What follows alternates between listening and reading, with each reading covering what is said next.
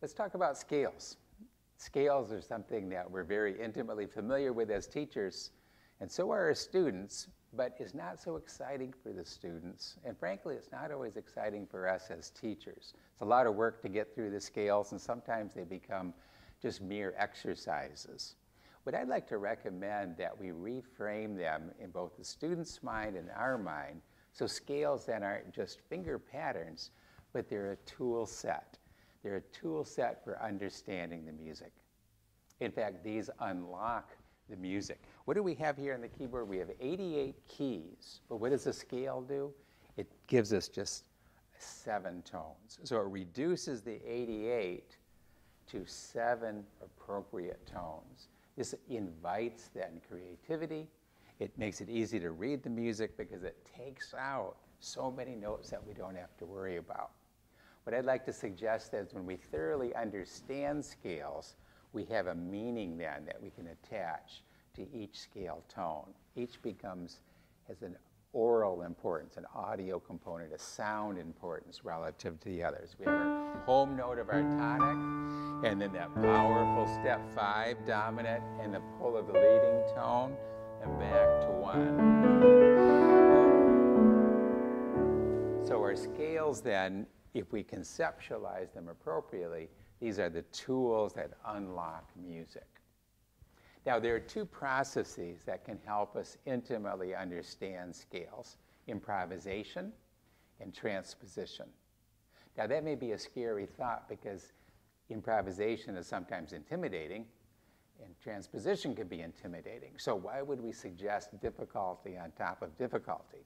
Well, if we start this early and we work with just a 5-tone scale, just the first 5 tones, then we can invite improvisation before the child feels intimidated by that creativity, and we can invite transposition because we have simplicity.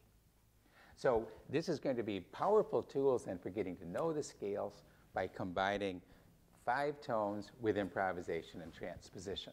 This is what we do in Scale Book 1. Scale Book 2 will extend into the full scale, but Scale Book 1, 5 tones, giving them a full workout so we have understanding of these pitches.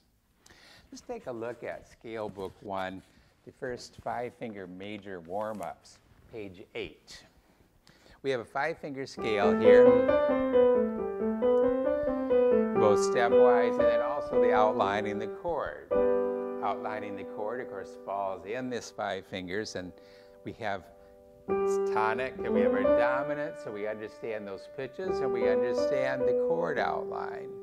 Now, to help our ears and to get the sense of the tonality of these 5 pitches, let's take a teacher duet.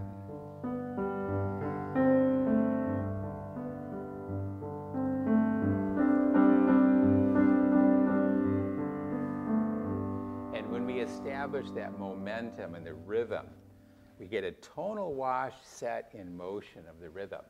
Then we invite the student to feel and resonate with that same rhythm, and then drop into some pitches from our scale.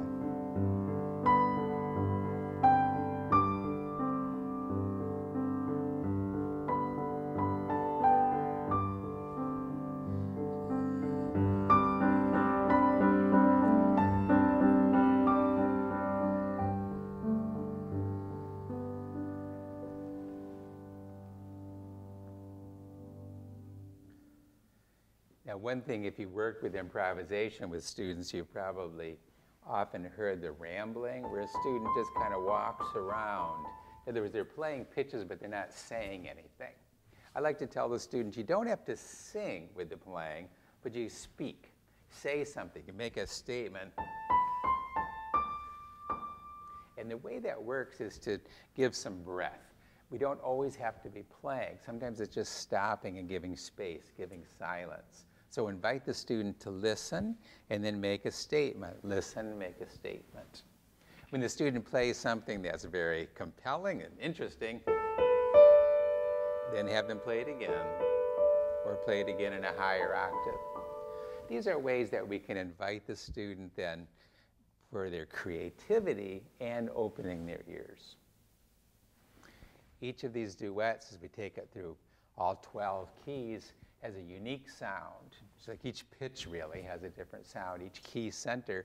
But with these duets, we take different tempos, we take different styles, and let each invite an improvisation. We'll find that some students like certain of those settings more than others, and when you find when the student really enjoys, stay with it, give it a good workout. Let's look at transposition. Turning now to Unit 3 on page 20. Here we have some little classical pieces that are based only in 5-finger position. So these will be easy to learn, but most importantly, with the 5-finger positions, we can easily transpose them to all 12 keys. Here's the doodle sack.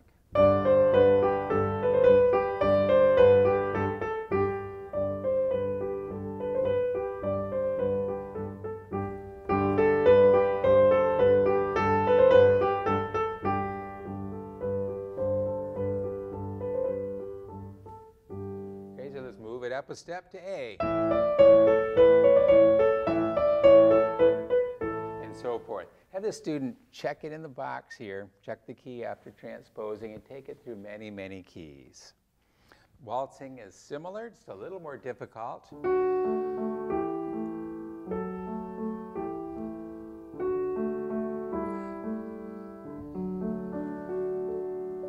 But it's not difficult if we see the pattern. We're just walking up and back down.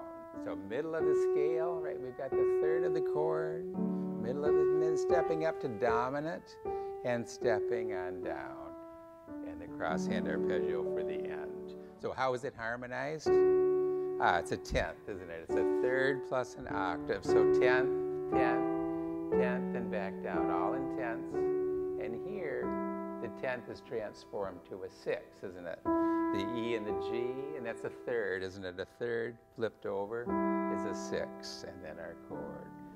So by catching this outline, it's easy to read the piece, and with transposing again, it's easy to feel our way through the transposition.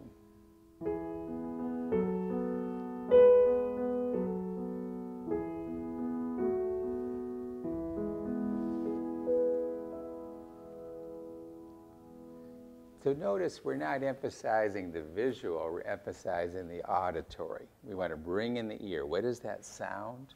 And we want to bring in the feel. Step and skip. How is that feel related to our scale? And how is it related to the sound? So scale book 1, we have the focus on 5-finger positions to reduce the complexity of the scales to simplicity. And in that simplicity, we can work through the processes of improvisation and transposition. This grounds us then as preparation for the learning of the rest of the scales in books 2 and 3.